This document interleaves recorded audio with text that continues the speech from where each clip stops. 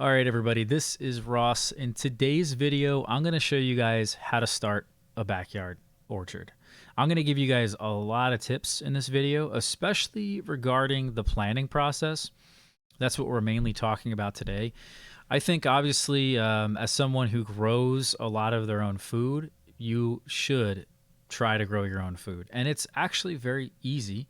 There is a huge number of benefits that I've talked a lot about in other videos.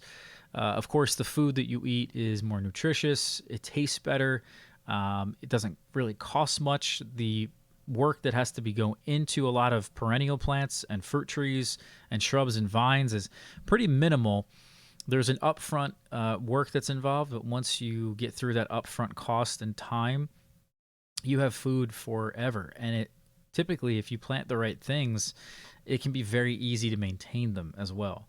Some people are really I don't know. I think they're so afraid to plant a fruit tree. I know some people, you can't even plant them in like HOAs, as an example, because there are strict rules, and people think that if you plant a fruit tree, well, this is going to happen, and this bad thing can also happen.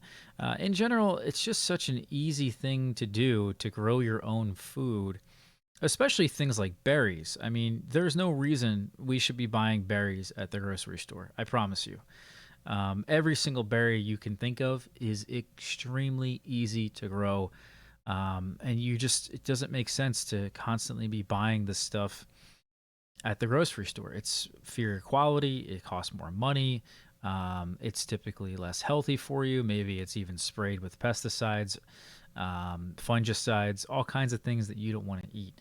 So, yeah, there's a lot of benefits to this. And clearly, if you're going to be doing this, I think it's a great idea to create a plan. Now, the planning process can be a lot more difficult than it needs to be. I'll just say that first and foremost. I think some people want to have the perfect plan. It's 100% set in stone. And that's just your personality. That's how you live your life. But in all honesty, it doesn't have to be like that. In fact, I've created a plan very recently. This is a photo here that I took of my girlfriend's new house that she bought in March. I've been living with her, and this is a shot of her front yard after, in the springtime, I started a whole lot of seeds of different flowering plants. We created a number of different beds in her front yard, and then we planted out a whole garden, and it was beautiful. This was actually some calendula here. We harvested, we made this into salves, just very simple, steeping the dried flowers in sweet almond oil and then adding beeswax after the steep was complete. Then you have these amazing salves that are just honestly never would have even thought to even bother with. But a lot of these flowering plants have opened my mind to so many other things that exist, not just fruit trees, not just fruiting plants. There's a whole world of flowering plants, and to me, a lot of them are even very valuable for pollinators and even a future orchard. This past spring, I put a lot of time into starting seedlings with the help of the commercial greenhouse I had access to this past spring. And we planted a lot of perennials, a lot of annual flowering plants, and it just came out beautiful. Then we have a shot here. This is later in the summertime when the yard looked probably at its best.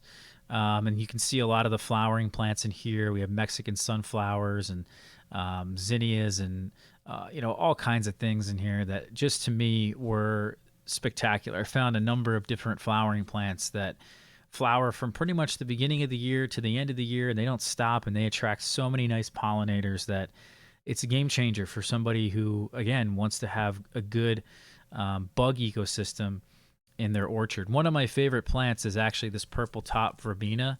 This is really nice. I also really like different types of sages or salvias. They are extremely beneficial for pollinators. And we can talk more about this in separate videos. If you guys are interested, let me know down in the comments. I have a number of different plants that I really, really recommend after trying just about everything you can think of. Then we, in the spring, the end of the summer and the fall this year in 2023, I started the design of an orchard.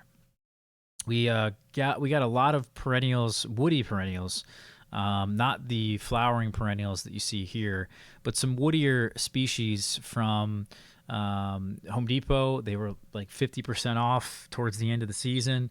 We also picked up a different batch of perennials from other nurseries, really at affordable prices, and then plugged those in towards the fall. I ended up creating more beds, and you can see this is the backyard. It's really evolved from nothing but grass. It was just the whole front yard, the whole backyard was just pure and utter grass.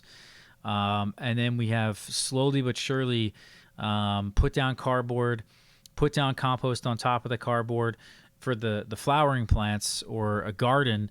And then in the case of the orchard, we put down cardboard and then put down wood chips. And so we'll get more into the process of doing that later on in the video. But this was now a photo I took a few weeks ago of the backyard because later on in the spring, after I came back from my vacation time in Italy, I planted more things, got different fruiting plants in the mail from different mail order nurseries. Also in my own backyard, which I have an orchard that's been there for quite an extensive time now. Not an extensive time in terms of orchard time, but an extensive time in terms of human life. I have taken a lot of plants, believe it or not, from my own backyard and just transplanted a lot of them here. And I have a pretty good steady supply of plants, believe it or not, that you don't even really have to buy if you just learn to propagate certain things. Additionally, I have things like different berries that I've planted that just continually give more and more plants without even doing anything. Things like raspberries and blackberries, they're so easy to dig up canes and suckers and then transplant them, or strawberry plants. It's so easy to move a lot of these things. And a lot of times also I'll find, and this will relate to you guys as well, when you first start out, you don't get a whole lot of fruit. It just takes a number of years. There's a lot of things that take 3 to 5 years before they really start to bear anything at all. Certain plants can bear in the first year, like a fig or a strawberry. Other things may take that second year, like raspberries and blackberries, depending on the variety that you choose. But in general, we tend to plant and overplant and overcrowd a lot of our fruit trees and fruiting plants because we aren't getting any fruit. And we want to pack as much in there as much as we can and get a lot of different plants so that we can get as much fruit as possible as early as possible. And then we just end up having too many plants. And that's kind of what I've done over the last 8 or 9, 10 years or whatever it's been, where I've just tried to cram in as many plants as I could for that purpose. And also to try different and new things, new fruiting plants that I haven't really tried or that you can't get at the grocery store. So this is kind of where we're at right now at the backyard. But how did we get to this point? What is the planning process? Because I find really that the planning process is so important. It just makes doing all of this so easy. And you might look at this and you think, wow, this took a lot of work, or this was, a big job. And it was a decent amount of work in terms of getting the wood chips on and creating the beds and putting down the cardboard. And, I guess planting is its own little job, but in general, this was a lot easier than probably it will be for someone who's brand new at this that doesn't have a plan. That's my point. You need a plan, and if you have the right plan, it's going to make this whole thing so much easier. And even if something isn't exactly right, because when I created this plan, and I'll show it to you guys in a minute, I still moved things around. As soon as I put them in the ground, it was all on paper. It was all in a diagram. Once I got to the physical scene, the site, and was able to really put things in places and then work from there, then things changed and it wasn't so rigid anymore. So let's talk about now how we came up with the plan. Now, a good orchard plan, by the way, will have all kinds of pretty colors and diagrams. And this was a orchard plan I told ChatGPT to create. You could probably get ChatGPT to create you a plan, honestly. And it probably would spit out something decent like this. Now, this looks a bit weird, but you can see there's pathways, there's structures in here, and I bet you with enough time and effort, you could probably get something decent out of it. Um, then, of course, you can draw your own orchard map, and there are particular software that you could use and buy that is specifically for this. I don't have any of those because I don't really do this enough. So what you could do is just use Google Draw and then draw it out. And so you could basically put, like, let's say a structure in and then work from there. Put the dimensions in. Each of these boxes or circles, let's say, could represent something. You put a key in there. You can also put text in here. You can also put images. So as an example, this is the image that we started with, and you could insert this. This is the whole yard here. You can see from the photograph, it's a plot. My girlfriend's yard is 55 feet wide by 150 feet deep. So not anywhere close to an acre, really not a whole lot of land. But it's amazing how much fruit and food you can grow in even this small amount of space. So yeah, that's another reason I think people they think that they can't do this, is that, oh, I don't have enough land, I don't have enough space. Well, the smaller it is, the easier it is to do this, and the easier it is to plan it, and the easier it is to take care of all this stuff, actually.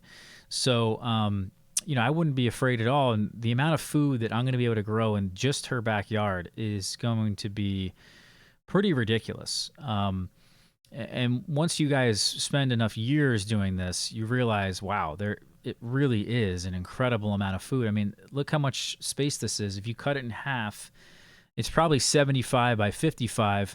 And some of this back here, by the way, didn't even plant, fruiting plants. So yeah, but this is the image we started with because we cheated a little bit. And this might be a little bit the most difficult thing that you guys may want to do. You don't have to do it this way. But essentially what you want to do is at least get an image of your property. And so you can go to Google Maps and zoom out on Google Earth, or even just get even just a maps of your house. Sometimes you can even contact, I guess, your local offices. I'm not sure what office it would be, but you can contact them and get the topography of your land as well. They will have that in some cases. Or just a Google Earth drawing will be enough to then put it into this tool here and then use that to then build off of. For me, and what we cared about with my girlfriend's property, was that the elevation on her property is not exact. It is flat. From the highest point to the lowest point, it's only a foot, which is by my definition flat. But there's a lot of water. There is a flood zone down at the end of her cul-de-sac. So although her house is not in a flood zone, there is a ton of water during hurricanes that can come through and create flooding in her backyard. So we wanted to get the elevation of her backyard sorted through. And that's exactly what her dad and her uncle did, where they came over to the house and they mapped the elevation of the entire backyard. Now, you don't have to get this nerdy with it, but if this is something that you care about, is water on your property, this is extremely useful. And you can use all kinds of different tools for that. I'm not going to get into a ton of them, but they did a very old-fashioned method of just using one of those scopes. I can't remember what they're called. I'm so sorry, guys. But you look through the end of the scope, and I think there's a ruler at wherever the person's standing, and you kind of mark the elevation just at different points of the yard. And then once you have each of the points, then you kind of just extrapolate from there and put it on this map or on this drawing. And there you have the different points of elevation. And they're very small changes, by the way. And so by doing this, like I said, what we can do now is create swales.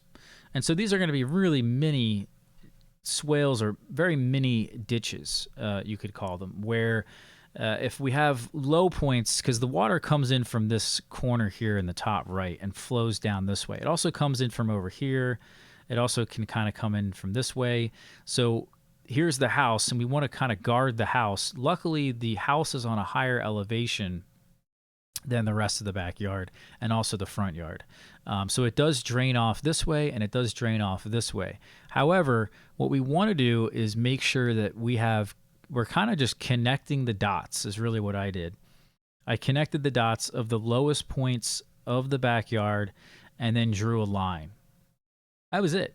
And so that's kind of what we did here in this photo. This is what I took the image, had a really small thing and just started drawing on it with a pencil. And so this is the backyard here. This is the front yard.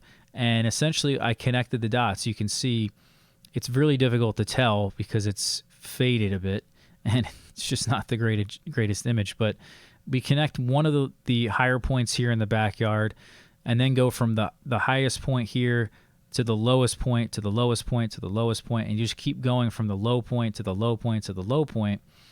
And that creates the swale. The water comes in again from this direction here, from the bottom left.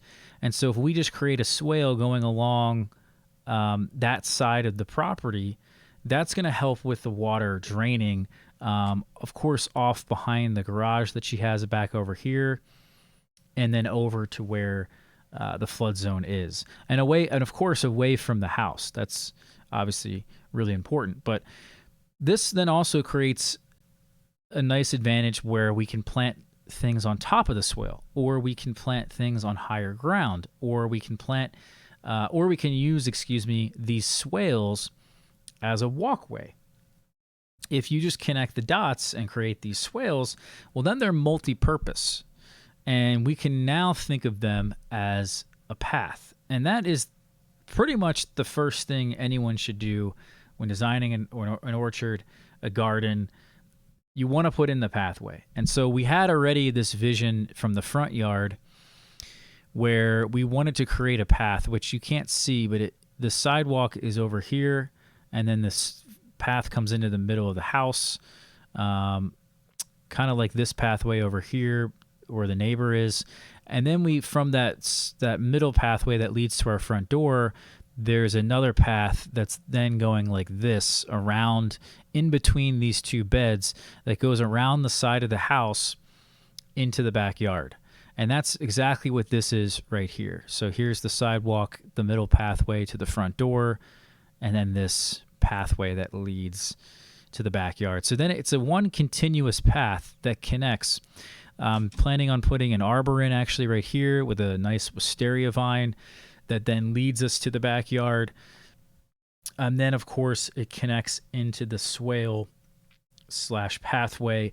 Then I just connected a few more of the lower points and added some real design to it, some aesthetic, and created more pathways that then, of course, come in from this side of the house and then create this sort of circular seating area, which is what we wanted in our backyard. Was a seating area. So we committed to that. And if you go to the backyard, here is the pathway that will be created with the swale from the side of the house.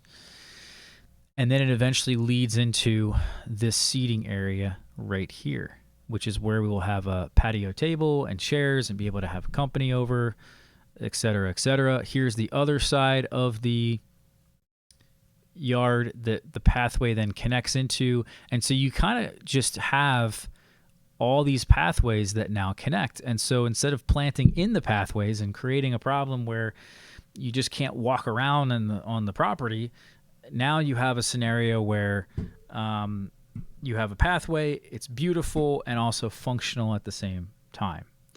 So that was the second step. Then the third step was really just to plug in all the different plants that we wanted to plant.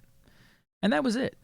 Like I said, once you get the map onto this drawing, you connect the dots, you create your pathways of wherever you want them on your property. The next thing to do is just to plug in these plants. And we had picked up a number of plants from things that we planted in the spring, things that we planted into the summer and in the fall, and that's it. You just go on the internet or you go shopping at the nursery and you pick your plants out and you put them in the ground. Once you figure out what plants you have and what plants you want and the spacing of each plant, then you just put them in their spot appropriately. And so what I would recommend at that point, once you figure out which ones you want, put them on the ground before you dig any holes and position them. Put them in the ground, put them there with their pots, and just visualize it. Get a tape measure and imagine the spacing of what these plants will eventually look like.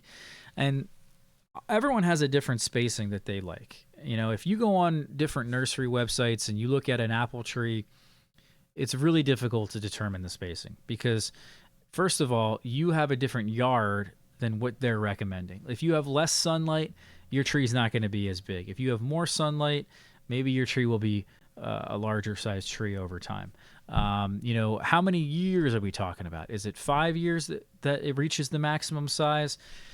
What size do you want to keep these particular plants? Certain things will get a lot larger depending on what you do or depending on where you live. So it's not so cut and dry, the spacing. You also have to consider, well, what rootstock are some of these fruit trees on?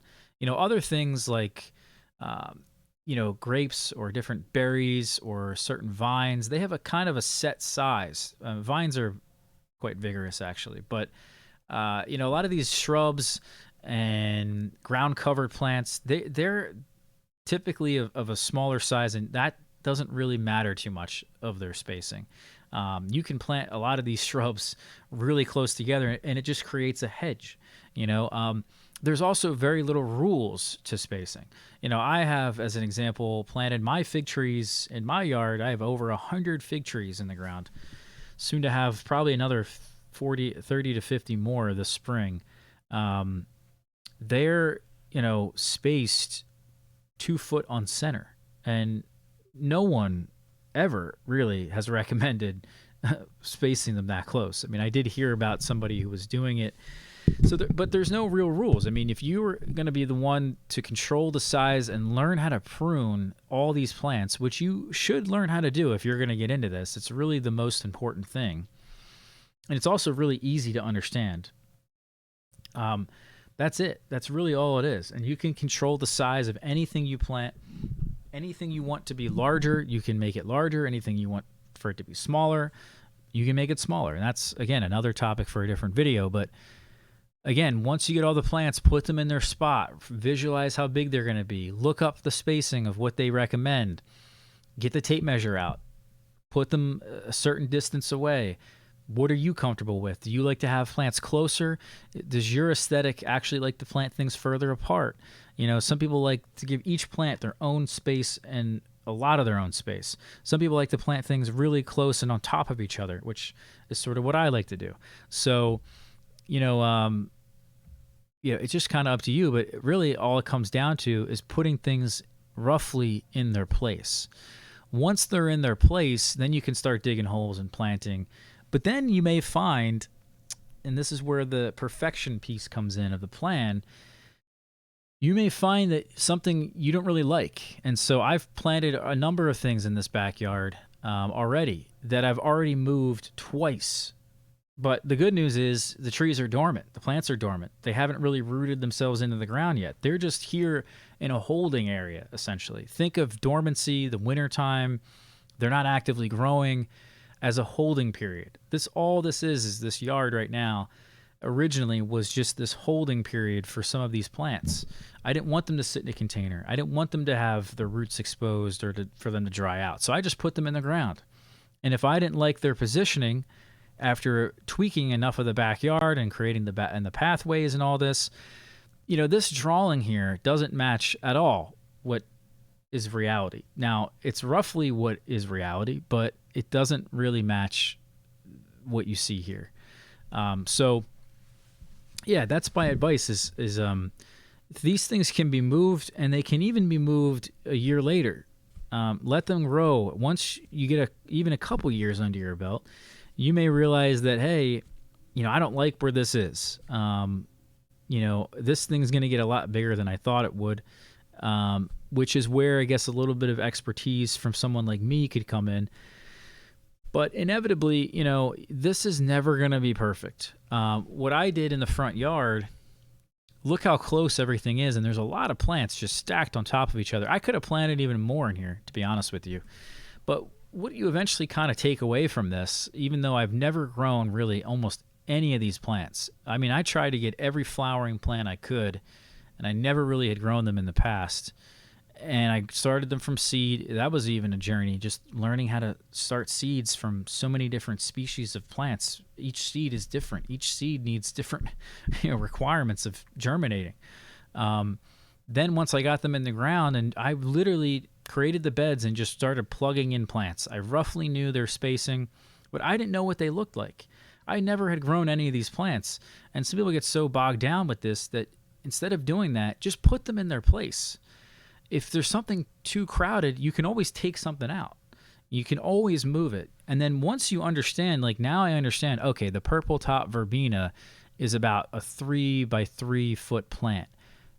Could I plant them as close as I did and plant them a lot closer than 3 feet spacing? Yeah. In fact, that actually worked out really well.